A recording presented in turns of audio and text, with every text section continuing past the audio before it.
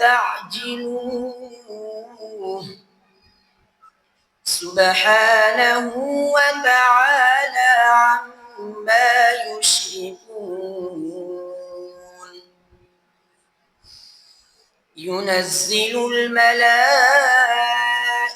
بالروح من أمره على من يشاء من عباده أن أنذروا أنه لا إله إلا أنا فاتقون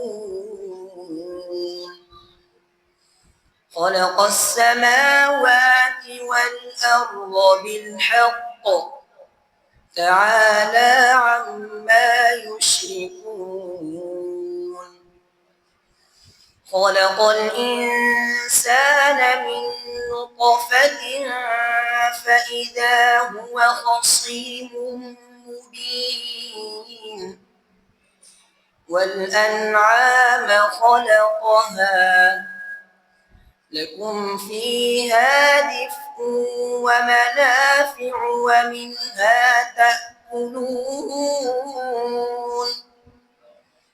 ولكم فيها جمال حين تريحون وحين تسرحون وتحمل أثقالكم إلى بلد لم تكونوا بالغيه إلا بشق الأنفس إن ربكم لرؤوف رحيم صدق الله العظيم.